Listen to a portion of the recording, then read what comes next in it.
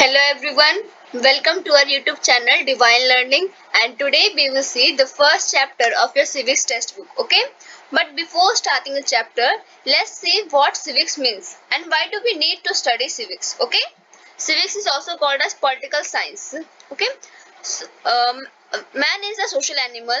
He does not live alone, he lives in group and this group is known as society, okay? So we humans are social, we always live in groups, okay?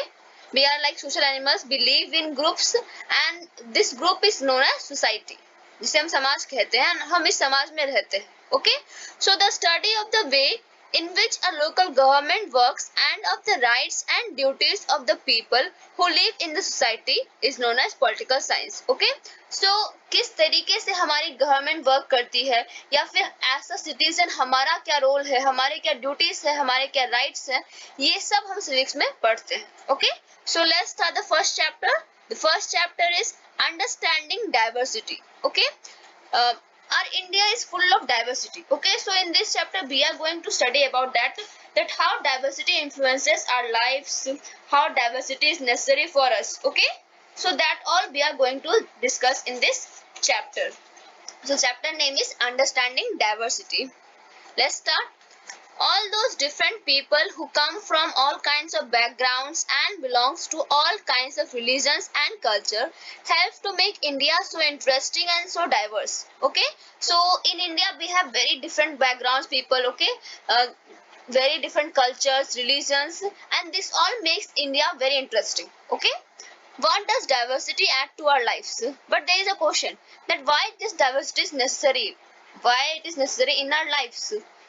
How did India become like this, और India ऐसे कैसे बन गया, ठीक है? ये पहले तो इतना डाइवर्स नहीं होगा, ओके?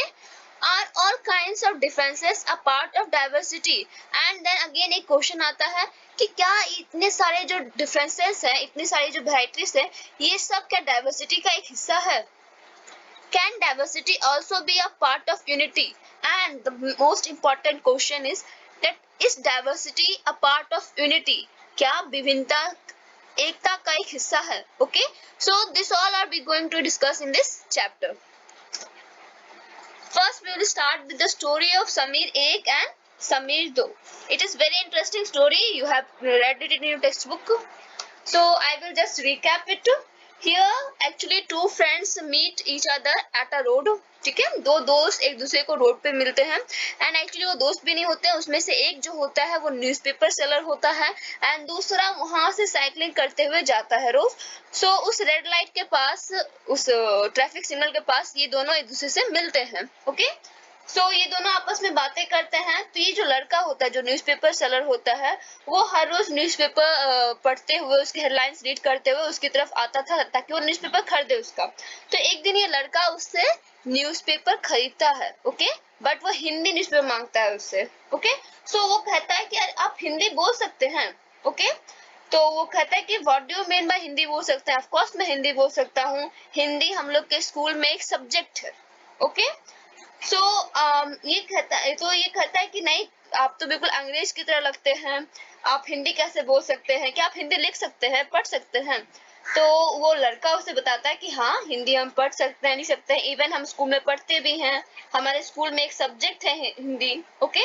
सो दूसरा लड़का जो न्यूज़पेपर सेलर होता है वो पूछता है कि सब्जेक्ट का मतलब क्या होता है? सो जो साइकिलिंग करने वाला लड़का होता है वो समझ नहीं आ रहा कि कैसे एक्सप्लेन करे कि सब्जेक्ट क्या होता है, ठीक है? सब्जेक्ट को वैसे आप हिंदी में बोल देंगे कि विषय, बट उसको एक्सप्लेन कैसे करे कि सब्जेक्ट क्या होता है, ओके?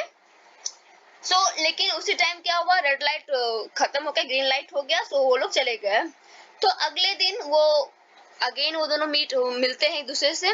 तो वो लड़का वो उसे इंग्लिश न्यूज़पेपर हिंदी न्यूज़पेपर दोनों देता है, फिर उससे पूछता है कि आपका नाम क्या है? तो वो बोलता है कि मेरा नाम समीर है.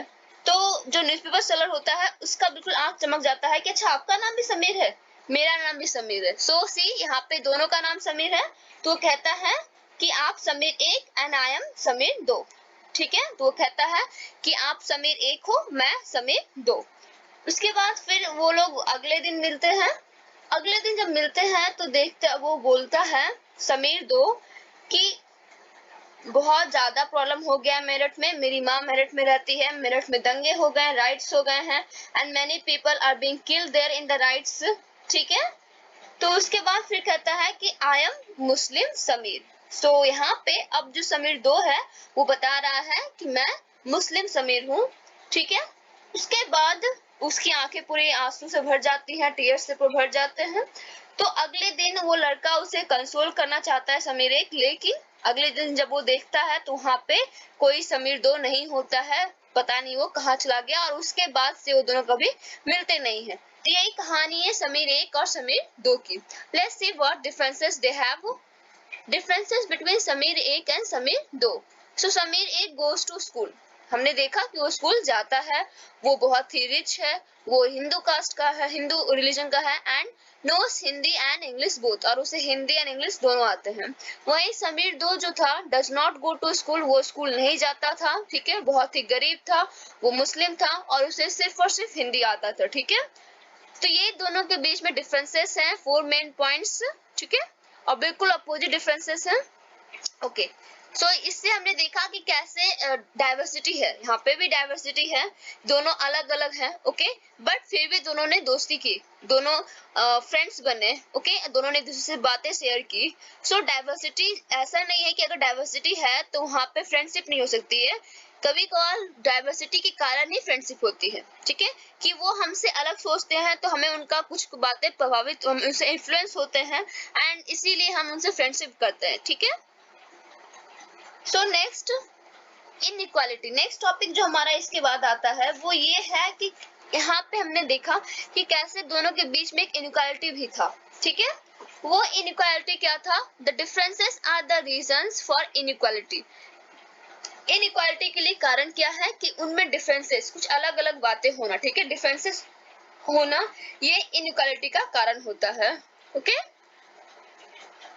inequality comes about when a person does not have the resources and opportunities that are available to other person। ठीक है, तो inequality का मतलब होता है कि ऐसा रिसोर्सेस मतलब कि साधन या फिर opportunities.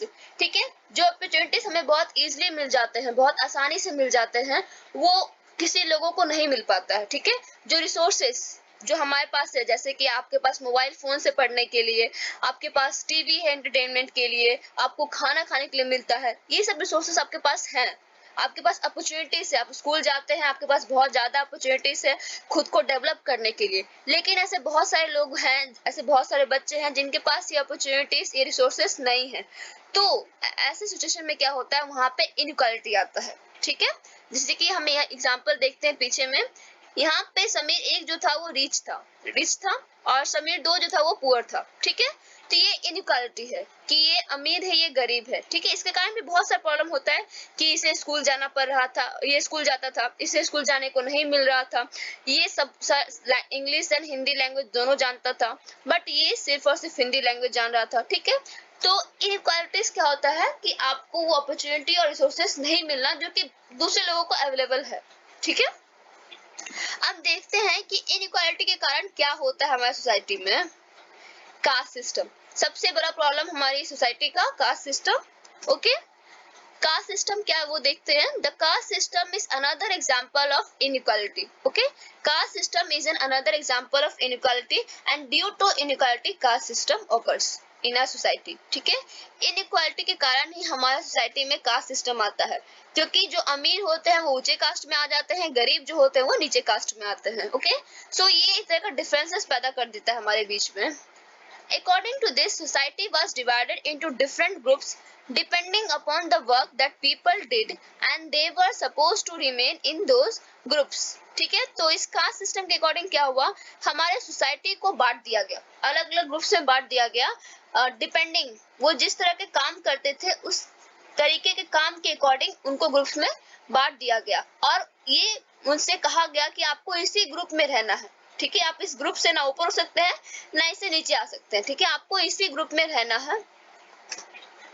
So if your parents were potters, you have to become only potter, nothing else। So अगर मान लीजिए कि आपके पेरेंट्स अगर कुम्हार हैं तो आपको पोटर ही बनना होगा, आप कुछ और नहीं बन सकते हैं। तो ये बहुत ही अजीब बात थी, क्योंकि अगर किसी को पढ़ लिख के कुछ बड़ा बनना हो तो वो नहीं बन सकता है, क्योंकि वो नीचे कास्ट का था। Okay, this system was considered irreversible, and ये सबसे बड़ा पॉइंट है कि इस सिस्टम को इरिवर्सिबल माना जाता था, मतलब कि इसको बदला नहीं जा सकता है। ऐसा नहीं है कि आप अगर ब्राह्मण कास्ट में जन्मे हो तो आप कुम्हार का काम कर सकते हो, या अगर आप कुम्हार की कास्ट में जन्मे हो तो आप पढ़ाई लिखाई काम कर सकते हो। ठीक है, ये इरिवर्सिबल था, मतलब इसे बदला नहीं जा सकता। ओके, और वो उस टाइम में यानी कि अर्लियर टाइम्स में इसे बहुत स्ट्रिक्टली फॉलो भी किया जाता था। Okay, and because you were not supposed to change a profession, it was not considered necessary for you to know anything more than what you needed in your profession. Okay, so आपको ऐसा कहा गया था कि आप अपने profession को change नहीं कर सकते हैं, तो आपको ऐसा कहा जाता था कि आपको जितना जानना है अपने प्रोफेशन में, जितना आपको जरूरी है जानने के लिए, बस उतना ही जानना चाहिए, उससे ज्यादा आपको जानने की जरूरत नहीं है। ओके, सो जितना आपके प्रोफेशन में जरूरत है, जितना आपको जानने की जरूरत है, बस वही आपको पता होना चाहिए, उससे ज्यादा नहीं। जैसे अगर आप कुम्हार हैं तो आपको सिर्फ मिट्टी के बर्तन बनाने ही आने चाहिए, उसके अलावा आपको नहीं कुछ आना चाहिए। आप ये सवाल नहीं पूछ सकते हैं कि ब्राह्मण क्या पढ़ते हैं या फिर क्या करते हैं, उनका काम क्या है, मंत्रों का मतलब क्या होता है, ये सब आप कुछ नहीं कर सकते हैं। आपका काम सिर्फ है मिट्टियों से बर्तन बनाना। ओके, सो ये बहुत ही बेकार सिस्टम था उस टाइम का। ओके, नेक्स्ट टॉपिक हमारा है what does diversity adds to our lives. ठीक है, सबसे बड़ा क्वेश्चन कि डाइवर्सिटी हमारे लाइफ में क्या जोड़ता है और क्यों इंपॉर्टेंट है हमारी लाइफ के लिए। ओके, तो यहाँ पे आपको एक सिचुएशन दिया जा रहा है, आप इमेजिन कीजिए, imagine if all the story tellers and writers that you have heard and read so far were forced to live in a place where all people wore the same two colors, red and white, ate same food, took care of the same two animals, for example the deer and the cat, and to entertain themselves played snakes and ladders।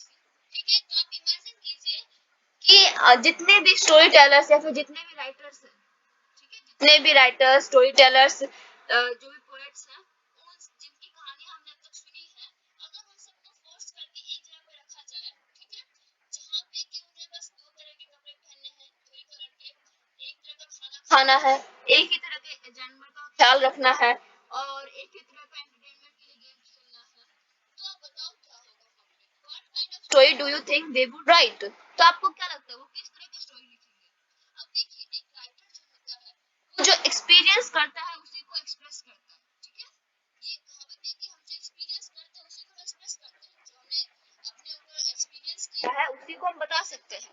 ठीक है, तो ये लोग जो story tellers और writers हैं, ये सब जब अलग अलग जगह जाते हैं, वहाँ पे अलग अलग डाइवर्सिटीज देखते हैं, वहाँ के अलग अलग कल्चर्स, वहाँ पे अलग अलग फूड्स, अलग अलग ट्रेडिशन, इन सबको देखते हैं, तभी अपने मन में नई स्टोरीज डेवलप कर सकते हैं। ठीक है, लेकिन अगर इन सबको फोर्स करके एक जगह पे डाल दिया जाए, जहाँ पे कि नहीं सबको सभी को बस एक ही तरह का खाना दिया जाए, एक ही तरह के कपड़े पहनने पड़े, एक ही तरह के जानवर का ख्याल रखना पड़े, एक ही तरह का गेम खेलने को मिले, एक ही तरह का म्यूजिक सुनने को मिले, तो वो लोग का इमेजिनेशन कुछ काम नहीं करेगा, है ना। सबके सब एक ही तरह के स्टोरी लिखेंगे, तो वहां पे कहीं डाइवर्सिटी नहीं होगा, कहीं कुछ एंजॉयमेंट नहीं होगा, कहीं कुछ फन नहीं होगा। ठीक है, तो इसलिए डाइवर्सिटी हमारी लाइफ में जरूरी है, क्योंकि अगर डाइवर्सिटी होगा तभी हम लोग को न्यू आइडियाज मिलेंगे। ठीक है, न्यू आइडियाज मिलेगा और हम लोग को बहुत कुछ पता चले, बहुत कुछ नया नया पता चलेगा, हम लोग का इमेजिनेशन बहुत ही स्ट्रांग होगा। ठीक है, हम लोग बहुत कुछ सोच सकेंगे, फिर अच्छे से क्लियरली सोच सकेंगे, फिर न्यू आइडियाज सब कुछ मिलेगा हमें। ठीक है, और अगर हम लोग अलग अलग जगह पर ट्रेवल करेंगे तो हम फिर वहां के बारे में लिखेंगे। जैसे अगर आप मान लीजिए कि कोई फॉरेस्ट में रहता है, some male have lived in forest close to animals and choose to write of their fights and friendship, others read real accounts of kings and queens and wrote stories about love and honor। okay, तो देखिए यहाँ पे अगर अगर जंगल के पास रहता है तो वो वहाँ के जानवरों के बारे में लिखेगा, जंगलों के बारे में लिखेगा। ठीक है, और कोई अगर राजा महाराजा के घर के पास रहता है तो वो उनकी स्टोरीज को लिखेगा, उनकी लव स्टोरीज को लिखेगा। ठीक है, तो जैसे जैसे लोग जहां जहां रहते हैं वहां की बातें लिखेंगे, लेकिन अगर इन सबको एक जगह पे डाल दिया जाए तो बहुत ज्यादा प्रॉब्लम होगा, हमें न्यू आइडियाज नहीं मिलेंगे। न्यू आइडियाज के लिए हमें ट्रेवल करना, डाइवर्सिटीज को एक्सपीरियंस करना बहुत ही जरूरी है। ओके, डाइवर्सिटी इन इंडिया, ये देखिए कितनी डाइवर्सिटीज है हमारे इंडिया में, okay, from north to south, from east to west, everywhere, okay. India is a country of many diversities. We speak different languages, have various types of food, celebrate different festivals, practice different religions, but actually we do many things that are similar, except that we do not them in different ways. Okay? तो India जो है पूरा diversity से भरा हुआ है, ठीक है। हम लोग अलग तरह के लैंग्वेजेस बोलते हैं, हम लोग अलग तरह के खाने खाते हैं, अलग तरह के फेस्टिवल्स भी सेलिब्रेट करते हैं, अलग तरह का हम लोग का रिलीजन भी है, ठीक है। लेकिन ऐसे बहुत सारी चीजें हैं जो कि हम सब करते हैं, बस ये होता है कि हम उसे अलग तरीके से करते हैं, ओके। जैसे आप मान लो हम लोग का जो मकर संक्रांति फेस्टिवल है, वो हमारे यहाँ पे मकर संक्रांति की तरह मनाया जाता है, कहीं पे वो पोंगल की तरह मनाया जाता है, कहीं पे वो बैसाखी की तरह मनाया जाता है, ठीक है। तो फेस्टिवल तो एक ही है कि हम लोग हार्वेस्ट फेस्टिवल को सेलिब्रेट करते हैं, लेकिन वो अलग अलग जगह पे अलग अलग नाम से और अलग अलग तरीके से सेलिब्रेट किया जाता है, लेकिन सबका मेन थीम तो एक ही है कि हम हार्वेस्ट फेस्टिवल को सेलिब्रेट कर रहे हैं, ओके। सो हम इंडियंस बहुत डाइवर्स है, लेकिन डाइवर्स होने के बावजूद भी हम सब ऐसे बहुत सारे काम करते हैं जो कि एक है, ओके, जो कि एक टाइप का, एक ही तरह का होता है। अब नेक्स्ट आते हैं, जैसे यहाँ पे देखिए, यहाँ पे हम लोग को फिलअप करना है, list at least 3 different ways in which people in India do the following. One of the possible answers have been provided for you already. ठीक है, तो यहाँ पे आपको 3 ways लिस्ट करने हैं जिसमें कि ये लोग हम लोग अलग अलग तरीके से करते हैं, जैसे कि different ways in which people pray, अलग अलग तरीके से जिससे कि हम प्रे करते हैं। तो पहला है थ्रू सिंगिंग अ हाइम, ठीक है, हम लोग कुछ मंत्र पढ़ते हैं, एक हाइम की तरह कुछ पोएट्स कुछ मंत्र पढ़ते हैं, ठीक है, उसके थ्रू हम प्रेयर करते हैं। या फिर हम लोग क्या कर सकते हैं, हम लोग कुछ ऑफर करते हैं गॉड को, चाहे वो प्रसाद हो, इंसेंस स्टिक हो, ठीक है, हम लोग फ्लावर्स बहुत कुछ ऑफर करते हैं गॉड को ताकि वो हमारे प्रेयर सुने। कभी काल लोग कैंडल्स जला के प्रे करते हैं, ठीक है। Next, different ways in which people get married, अलग अलग तरीके जिससे कि लोग मैरिड होते हैं, ठीक है। तो कभी काल through signing a resistor in the court, ठीक है, जिसे हम रजिस्टर मैरिज कहते हैं, कि आप साइन करके रजिस्टर मैरिज कर सकते हो। या फिर हमारे यहाँ पे हम लोग पूजा करते हैं, मतलब फेरे लेते हैं, ठीक है। Next, different ways in which people dress, अलग अलग तरीके से हम लोग कपड़े पहनते हैं, जैसे कि कहीं पे हम साड़ी पहनते हैं, कहीं पे वो लोग इन मणिपुर वुमेन वियर अ फेनका, ओके, मणिपुर में एक अलग तरह का ड्रेस होता है फेनका। उसके बाद फिर अलग अलग गुजरात की तरफ जो घाघरा चोली पहनते हैं, ओके। सो अलग अलग स्टेट्स का अपना अलग अलग ड्रेस स्टाइल है, okay. Different ways in which people greet each other, अलग अलग तरीके से ग्रीट करना, जैसे कि हम लोग जब ग्रीट करते हैं तो हम लोग नमस्ते बोलते हैं, okay. In Jharkhand many Adivasi says Johar to greet each other, और झारखंड में बहुत सारे लोग जोहर बोलते हैं किसी को ग्रीट करने के लिए, पंजाब में सत श्री अकाल बोलते हैं किसी को ग्रीट करने के लिए, देन राजस्थान टाइप में घड़ी खम्मा बोलते हैं। सो अलग अलग तरीके स्टाइल से ग्रीट करने का, okay. Different ways in which people cook rice, अलग अलग तरीके से राइस को पकाना, तो by making biryani with meat और वेजिटेबल्स, बिरयानी बनाना, चिकन बिरयानी या फिर वेज बिरयानी, ओके। या फिर हमारे यहाँ पे सिंपल उसे राइस बनाना, ठीक है, पुलाव बनाना, ओके। तो बहुत सारे तरीके हैं। अब देखें यहाँ पे, how do we explain diversity, अब इस डाइवर्सिटी को हम एक्सप्लेन कैसे करें, क्योंकि इतना वास्ट टॉपिक है और हमारे इंडिया में इतना ज्यादा डाइवर्सिटी है कि इससे अगर हम एक्सप्लेन करने बैठ गए तो फिर पूरा साल बीत जाएगा, फिर भी हम इससे एक्सप्लेन नहीं कर पाएंगे, ओके। सो अब यहाँ पे आ रहा है कि हम इस डाइवर्सिटी को एक्सप्लेन कैसे करें। People travel from one place to another, okay, लोग जो है वो एक जगह से दूसरी जगह ट्रेवल करते हैं। They went in search of new lands और new places to settle in और for people to trade with, ठीक है। तो लोग ट्रेवल क्यों करते हैं, हम लोग ट्रेवल इसलिए करते थे कि हमें नया जगह मिले, ठीक है, हम नए लोग से अपना व्यापार कर सके। और उस टाइम में, एर्लियर टाइम्स में भी लोग न्यू लैंड्स के सर्च में, न्यू जगह के सर्च में, या फिर वहां पे सेटल होने के लिए, या फिर लोगों के साथ ट्रेड करने के लिए ट्रेवल करते थे। And because it took so long to travel, once they got to a place, people stayed there, often for a long time. अब देखिए, जैसे अभी तो हमारे पास ट्रेवल करने के लिए हमारे पास कार है, बस है, एरोप्लेन है, ट्रेन है, लेकिन उस टाइम लोग बाय फुट ट्रेवल करते थे या फिर अपने एनिमल्स के थ्रू ट्रेवल करते थे, ओके। लेकिन इसलिए उन्हें बहुत टाइम लगता था, एक जगह से दूसरी जगह पहुंचने में उन्हें बहुत टाइम लगता था।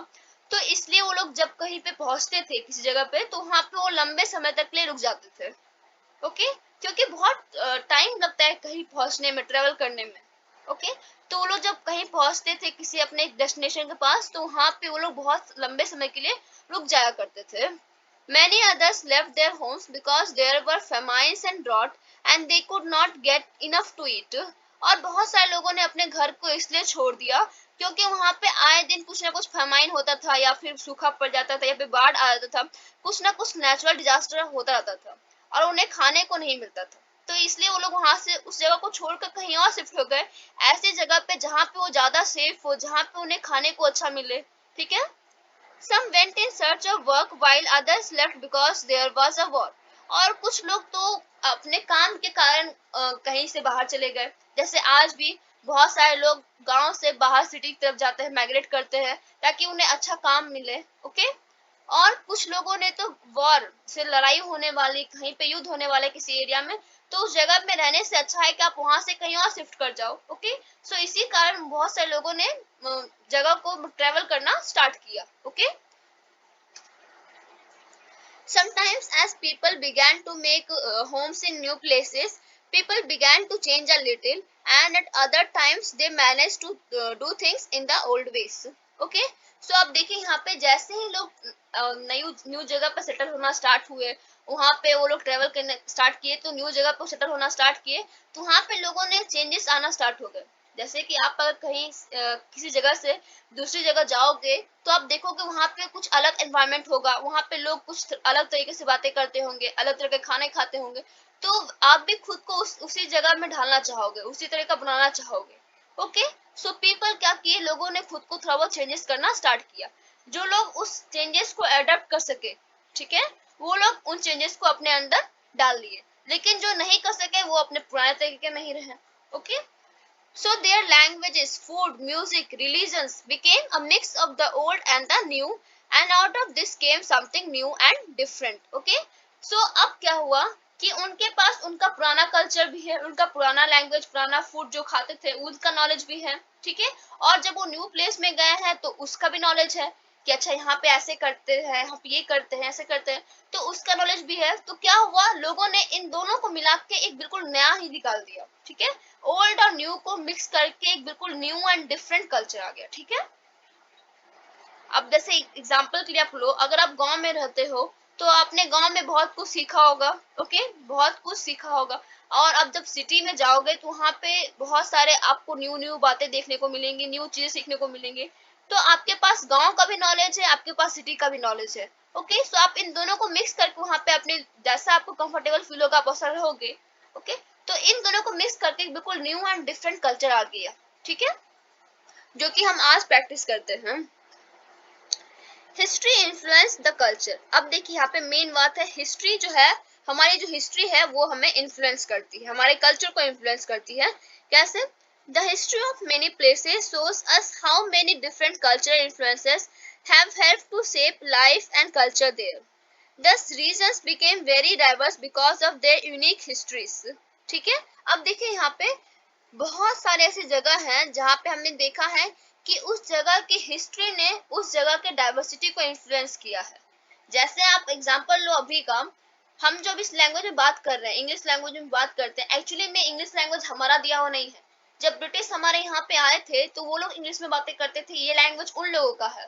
ओके, लेकिन हम लोगों ने इसे क्या कर लिया, अपने अंदर अडॉप्ट कर लिया। ओके, हमने इसे अपना लिया। इवन इनफैक्ट हम वेस्टर्न कल्चर को अपना लिए थे, हम उन्हीं की तरह ड्रेसिंग करना स्टार्ट कर दिए, उन्हीं के कपड़े पहनना स्टार्ट किए, उन्हीं की तरह फैक्ट्रीज लगाना स्टार्ट करना, उनका ये जो मॉडर्न टेक्नोलॉजी है उन सबको हमने अपने अंदर अडॉप्ट करना स्टार्ट कर लिया। ओके, सो कहीं ना कहीं हिस्ट्री ने हमें इन्फ्लुएंस किया, हमारे कल्चर को इन्फ्लुएंस किया है। ओके, हमारे लाइफस्टाइल को भी इन्फ्लुएंस किया है। सो अब एक और बात है कि दस reasons became very diverse because of their unique histories. अब देखिए, रीजंस मतलब होता है उस जगह का जोग्राफिकल एरिया। ठीक है, तो उस जगह का जोग्राफिकल एरिया जो है वो वहाँ की डाइवर्सिटी के कारण बहुत ही ज्यादा यूनिक बन गया, क्योंकि वहाँ पे जो हिस्ट्री था, वहाँ का जो हिस्ट्री था वो बहुत ही यूनिक था। इसी कारण वहाँ का जोग्राफिकल फैक्टर भी इन्फ्लुएंस हुआ। आप जैसे आप ये मानिए कि कोई एक एरिया है, ठीक है, वो समुद्र के किनारे पड़ता है। तो वहाँ पे बहुत सारे लोग आएंगे, दूसरे देश से भी लोग वहाँ पे ट्रेवल करके आ सकते हैं। जैसे वास्को डिगामा जो था, जब वो इंडिया में आया था तो वो सी रूट से आया था, उसने इंडिया का खोज किया, उसे इंडिया पता चला कि अच्छा इंडिया यहाँ पे है। तो हमारे जो ज्योग्राफिकल फैक्टर्स थी उसके कारण ना वो आ पाया। अगर आप मानो, अगर हमारा जो इंडिया था वो समुद्र के किनारे ना होता तो क्या कभी वास्को ड गामा ये इंडिया की खोज कर पाता? नहीं कर पाता।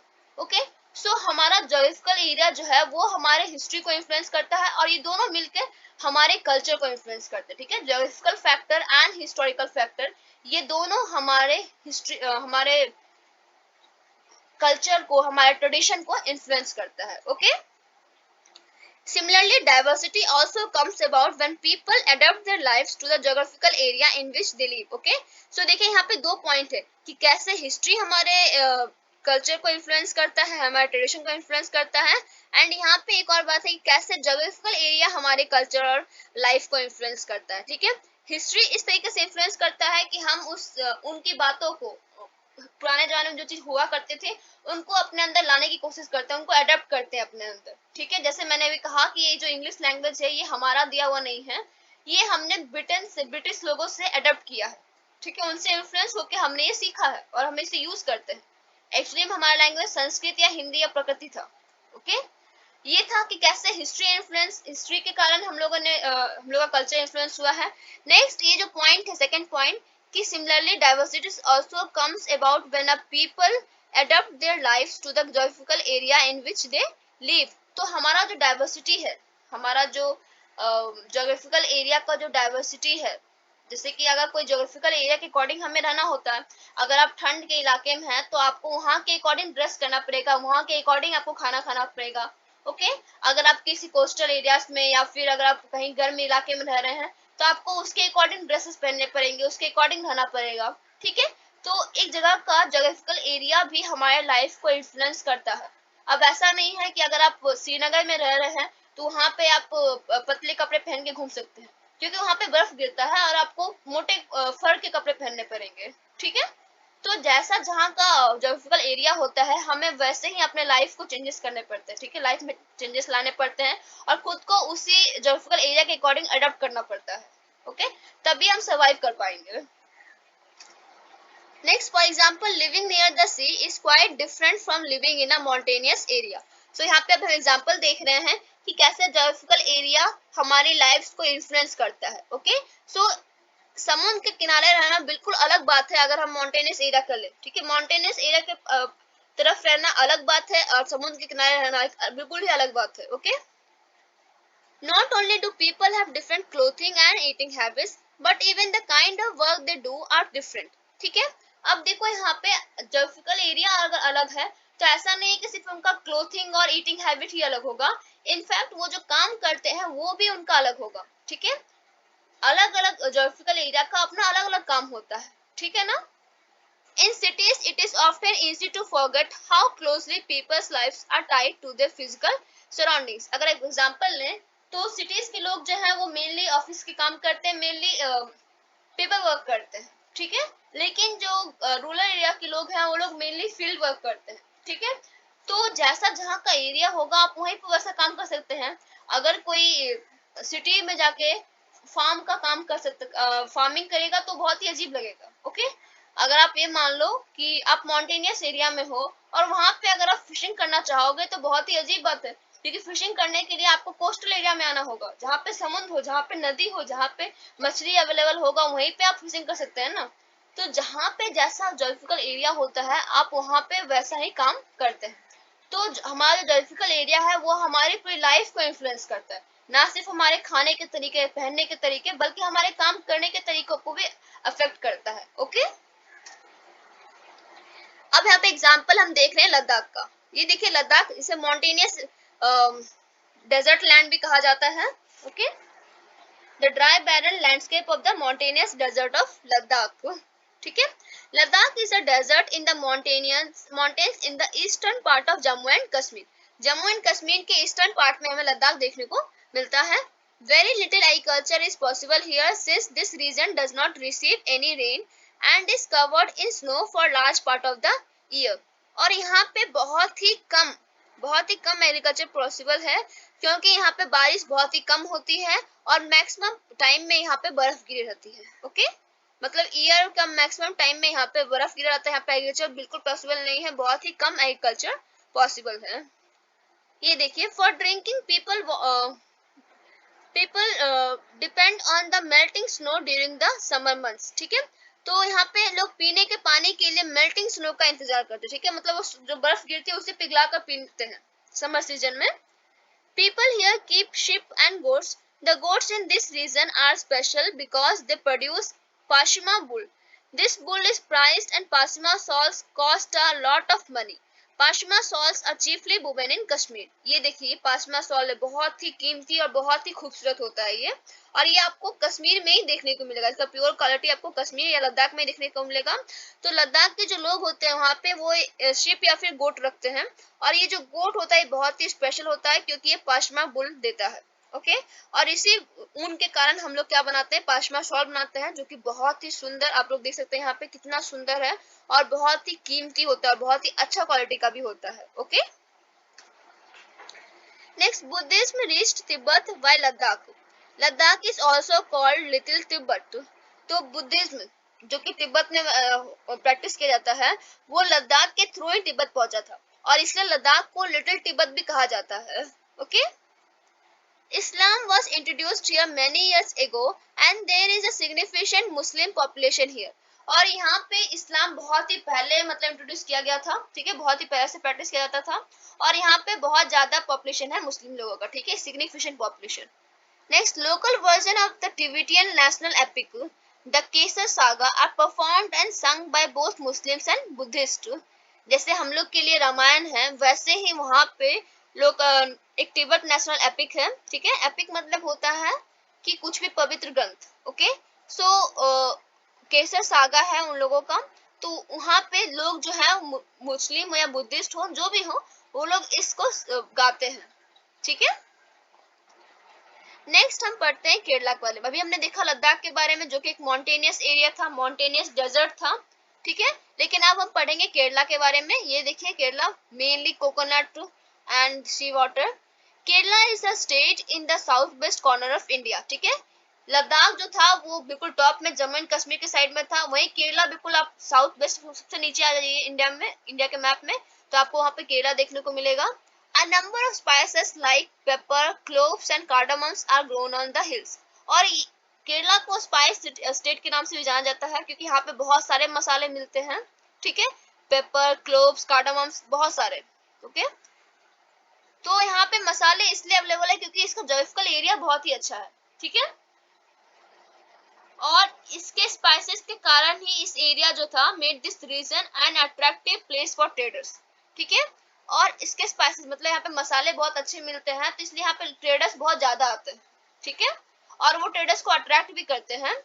Jewish and Arab traders were the first to come here. और सबसे पहले यहाँ पे जूइश एंड अरब ट्रेडर्स आए थे। Okay, the apostle of Christ Saint Thomas is credited with bringing Christianity to India.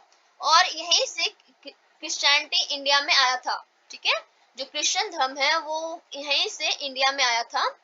Ibn Battuta wrote a travelogue in which he describes the lives of Muslims and says that they were a highly respected community. Ibn Battuta ने एक travelogue लिखा था, मतलब जब वो travel करता था तो एक डायरी लिखता था। ठीक है, तो उस ट्रेवलॉग में उसने डिस्क्राइब किया कि मुस्लिम जो है वो बहुत ही हाईली रेस्पेक्टेड कम्युनिटी है, बहुत ही ज्यादा रेस्पेक्टेड कम्युनिटी है। The Portuguese discovered the sea route to India from Europe when Vasco da Gama landed with his ship here. ठीक है, और पोर्टुगीज ने इंडिया का सी रूट यहीं से डिस्कवर किया था जब वास्को ड गामा पहली बार इंडिया में सी रूट के थ्रू यहाँ पे आए थे। ठीक है, केरला में पहली बार आए थे। Next, because of all these various historical influences, people in Kerala practices different religions such as Judaism, Islam, Christianity, Hinduism and Buddhism. ठीक है, तो मतलब कि इतने सारे हिस्टोरिकल इन्फ्लुएंसेस हैं यहाँ पे, इतने सारे लोग यहाँ पे आए थे कि यहाँ के लोग हर तरह के धर्म को प्रैक्टिस करते हैं, चाहे वो जुडिज्म हो, इस्लाम हो, क्रिश्चियनिटी हो, हिंदुइज्म हो, बुद्धिज्म हो, मतलब आपको हर तरह के धर्म वाले लोग आपको इस स्टेट में देखने को मिल जाएंगे। ठीक है, ये देखिए, ये लोग ओनम सेलिब्रेट कर रहे हैं। ओनम वहाँ का एक फेस्टिवल होता है, बहुत ही famous festival. Okay, The fishing nets used here look exactly like the Chinese fishing net and are called चीना वाला, ठीक है। और यहाँ पे जो फिशिंग नेट यूज होता है, मछली पकड़ने का जो नेट यूज होता है, वो एग्जैक्टली देखने में चाइनीज फिशिंग नेट की तरह लगता है और उसका नाम भी है चीन वाला, ठीक है। और जिस यूटेंसिल्स में ये लोग फ्राई करते हैं, even the utensils used for frying is called the cheena chatti and it is believed that the word cheen would have come from China, ठीक है। तो जिस यूटेंसिल, जिस बर्तन में ये लोग फ्राई करते हैं, उसका भी नाम है चीना चट्टी, ओके। और ऐसा माना जाता है कि जो ये चीन वर्ड है ये चाइना से आया है, okay. The fertile land and the climate are suited for growing rice, and the majority of people here eat rice, fish and vegetables. ठीक है, तो यहाँ का जो फर्टाइल लैंड और जो क्लाइमेट है वो बेस्ट है राइस की ग्रोथ के लिए, ठीक है, चावल उगाने के लिए बहुत ही बेस्ट है। और इसलिए यहाँ पे मैक्सिमम लोग चावल से बना खाना, राइस, फिश, वेजिटेबल्स खाते हैं, ओके। सो ये वहाँ का फूड है जो आपको खाने को मिलेगा, south Indian food, okay. Next come to historical and geographical features are connected. अब हमने एग्जांपल देख लिया, तो यहाँ पे क्या कह रहा है कि ज्योग्राफिकल और हिस्टोरिकल फैक्टर वो दोनों आपस में कनेक्टेड हैं और ये दोनों मिलके ही हमारे लिविंग स्टैंडर्ड, हमारे कल्चर को इन्फ्लुएंस करते हैं। While Kerala made Ladakh are quite different in terms of their geographical features, the history of both regions has seen the similar cultural influences. Both regions were influenced by Chinese and Arab traders. ठीक है, भले ही केरला और लद्दाख जो है वो थोड़े बहुत different हो जोग्राफिकल फीचर्स में, एक अगर कोस्टल एरिया में है तो एक माउंटेनियस एरिया में है, दोनों का जोग्राफिकल फीचर्स अलग है, लेकिन दोनों का हिस्ट्री सेम है। दोनों के रीजन, दोनों रीजन में एक ही कल्चर ने इन्फ्लुएंस किया है और वो कल्चर कौन है? चाइनीज एंड अरब ट्रेडर्स ने आके इन्हें इन्फ्लुएंस किया था, ठीक है। लद्दाख में भी, लद्दाख तिब्बत लोग जाया करते थे तो चाइनीज ट्रेडर वहां से गुजरा करते थे एंड अरब ट्रेडर्स भी थे। सेम वे केरला में भी आप देखेंगे फिशिंग नेट जो है वो देखने में चाइनीज की नेट की तरह लगता है। तो मतलब कि चाइनीज और अरब ट्रेडर्स ने ही इन दोनों जगहों का कल्चर को इन्फ्लुएंस किया है, okay. It was the geography of Kerala which allowed for the cultivation of spices and the special geographical location of Ladakh and its bull that drew traders to these regions, ठीक है। केरला का geographical area ऐसा था कि वहां पे spices का cultivation हुआ, ठीक है। और लद्दाख का जोग्राफिकल लोकेशन इतना अच्छा था कि जो भी ट्रेडर्स थे वो वहां से गुजरते थे और वहां का बुल इतना अच्छा था कि उस रीजन में ट्रेडर्स को अट्रैक्ट किया, ठीक है, ताकि वो आए वहां पे। Thus history and geography are often tied in the cultural life of a region। और इसी कारण एक जगह का हिस्ट्री और वहां का ज्योग्राफी, ठीक है, historical factor and geographical area, ये दोनों ही उस जगह के कल्चर को इन्फ्लुएंस करता है, उस जगह के कल्चरल लाइफ को इन्फ्लुएंस करता है, okay. Next changes, the influences of diverse culture is not merely a thing of the past, are present also are about moving from place to place for work, and with each move our culture, traditions and the way of life slowly become part of the new places we are in, ठीक है। तो यहाँ पे कह रहा है कि ना सिर्फ हमारे पास्ट के कारण हम लोग कल्चर इन्फ्लुएंस होता है, बल्कि हमारा प्रेजेंट भी बहुत ही इंपॉर्टेंट है हमारे कल्चर को इन्फ्लुएंस करने के लिए, ठीक है। जैसे कि हम लोग प्रेजेंट में भी क्या करते हैं, एक जगह से दूसरी जगह ट्रेवल करते हैं, तो हम थोड़ा बहुत चेंजेस वहां पे आके फिर सीखते हैं, ओके। तो धीरे धीरे हम भी चेंजेस को अडॉप्ट करते हैं, तो एक टाइम आएगा कि हम और भी ज्यादा चेंजेस ला सकते हैं, okay. Next, unity in diversity. India's diversity has always been recognized as a source of its strength, ठीक है। इंडिया का जो डाइवर्सिटी है वो हमेशा इसके स्ट्रेंथ बना है, ठीक है। When the British ruled India, people from different culture, religious and regional background came together to oppose them। जब ब्रिटिश ने इंडिया पे रूल करना स्टार्ट किया तो बहुत सारे लोग, चाहे बहुत ही अलग अलग कल्चर के, अलग अलग रिलीजन के, अलग अलग रिलीजियस बैकग्राउंड्स के, सब एक साथ आके ब्रिटिश के खिलाफ लड़े थे, okay. India's freedom movement had thousands of people of different backgrounds in it।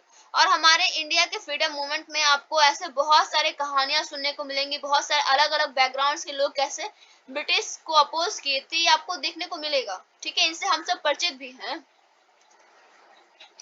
British thought they could divide it because they were so different and then continue to rule them. ठीक है, British ने सोचा कि हम सब बहुत ही अलग हैं, हम लोग एक दूसरे से अलग, हमारे अंदर बहुत ज्यादा डाइवर्सिटी है, तो ये हमें आसानी से तोड़कर हमें रूल कर सकते हैं। इनका एक रूल था, डिवाइड एंड रूल।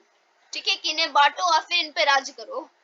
ठीक है, but the people showed how they could be different and yet be united in their battle against the British. लेकिन हमारे इंडिया के लोगों ने इन्हें दिखा दिया, ब्रिटिश को दिखा दिया कि हम चाहे कितने भी अलग क्यों ना हो, ठीक है, कितने भी डाइवर्स क्यों ना हो, लेकिन तब भी तुम्हारे खिलाफ यानी कि ब्रिटिश के खिलाफ हम सब एक साथ खड़े हैं, एकजुट है। ओके, अब ये एक इंसिडेंट है जालियन वाला बाग, बहुत ही इंपॉर्टेंट है, हम सब ये जानते भी हैं। यहाँ पे एक पोयम है, don't forget the days of blood O friend, in the midst of your happiness remember to shed a tear for us. तो यहाँ पे कह रहा है कि उस खून भरी दिन को कभी मत भूलना दोस्तों, अपने खुशियों के बीच में एक बार हमारे लिए कुछ आंसू बहा देना।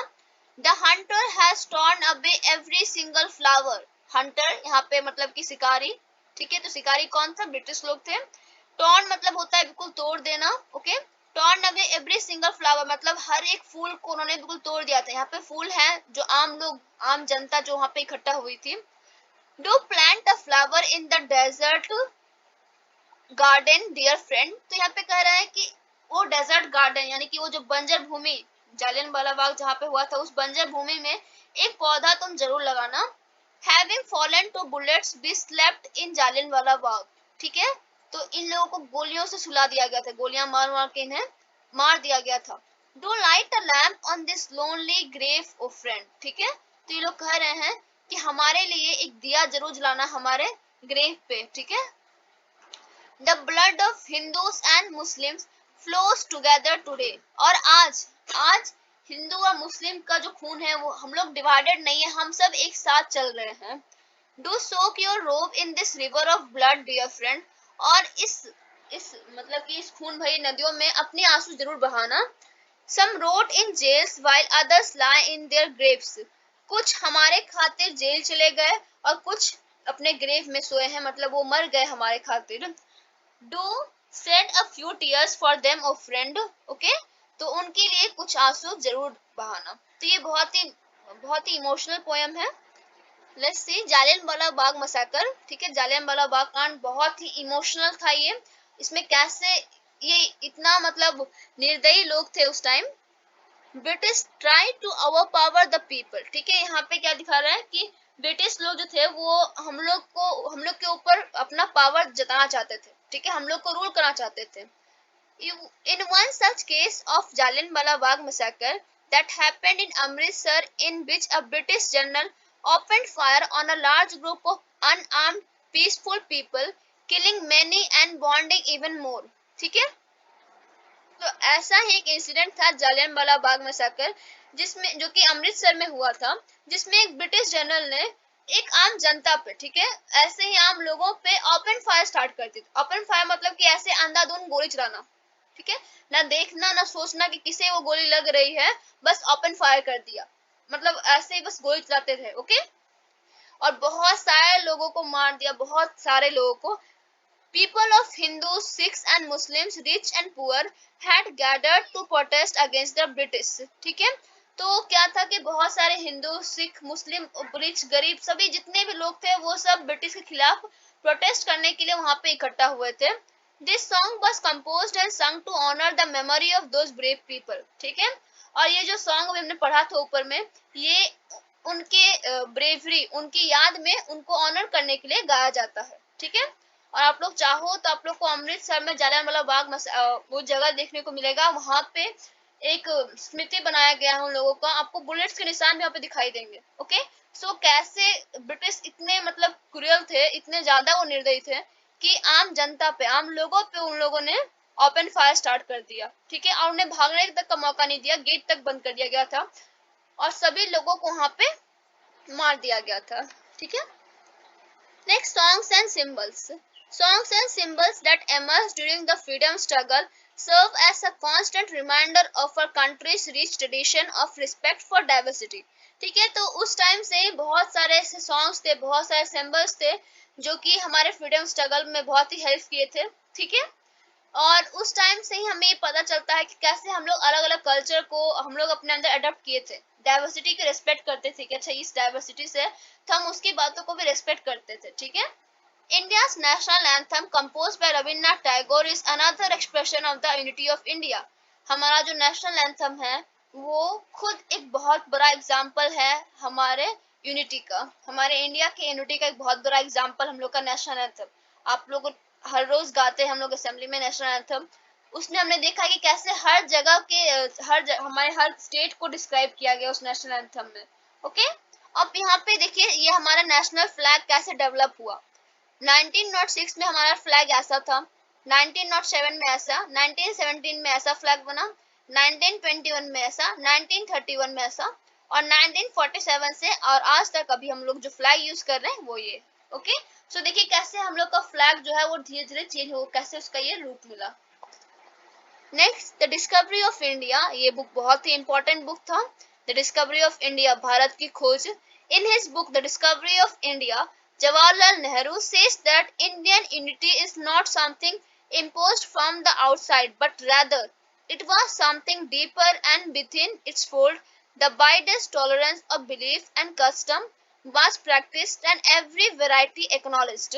ठीक है, बहुत ही इंपॉर्टेंट लाइन है, the discovery of India written by Jawaharlal Nehru, ठीक है, जवाहरलाल नेहरू के द्वारा लिखा गया ये एक बुक था जिसमें उन्होंने कहा कि हमारी जो इंडिया की जो यूनिटी है वो हमारे ऊपर कोई ऊपर से थोप नहीं सकता है, can not be imposed from the outside, ठीक है, लेकिन ये हमारे अंदर से भावना आनी चाहिए, ठीक है। The wildest tolerance of belief and custom was practised and every variety acknowledge, ठीक है, ये हमारे अंदर से आएगा और ये इंडिया में है। हम लोग कितने सारे वेराइटीज डाइवर्सिटीज को एक्सेप्ट करते हैं, उनको एक्नॉलेज भी करते हैं, उनको एनकरेज भी करते हैं, उनके कस्टम्स को, उनके बिलीफ को एनकरेज करते हैं, उनको एक्नॉलेज करते हैं कि हाँ उनका जैसे हमारा डाइवर्सिटी हमारे कल्चर है वैसे उनका भी है, okay. It was Nehru who coined the phrase unity in diversity to describe the country. और नेहरू जी ने ही हमारे लिए ये फ्रेज लाया था, यूनिटी इन डाइवर्सिटी, हमारी कंट्री को डिस्क्राइब करने के लिए, हमारी कंट्री के बारे में बताने के लिए उन्होंने ये फ्रेज लाया था, यूनिटी इन डाइवर्सिटी, यानी कि विभिन्नता में एकता। ये हमारी कंट्री के लिए बेस्ट सुटेबल है, ओके। अब क्वेश्चन आंसर डिस्कस करते हैं, चैप्टर था, आई होप आप लोग समझ में आया होगा। So let's see the question answer. First one is draw up a list of the different festivals celebrated in your locality. Which of these celebrations are shared by members of different religion and religious communities? Okay, so आपके locality में कौन कौन से festival celebrate होते हैं आपको बताना है, और आपको ये भी बताना है कि कौन से फेस्टिवल ऐसा फेस्टिवल है जो कि सारे रिलीजन और रिलीजियस कम्युनिटी के द्वारा मनाया जाता है, जैसे कि नेशनल फेस्टिवल्स वो हर कोई मनाते हैं, ठीक है। सेकेंड है, what do you think living in India with its rich heritage और diversity adds to your life? आपको क्या लगता है हमारे इंडिया में रहना, वो भी इसके रिच हेरिटेज मतलब बहुत ही अच्छी संस्कृति के साथ रहना, बहुत ही अच्छे कल्चर के साथ रहना हमारी लाइफ में क्या ऐड करता है, ओके। नेक्स्ट थर्ड क्वेश्चन है, do you think the term unity in diversity is an appropriate term to describe India?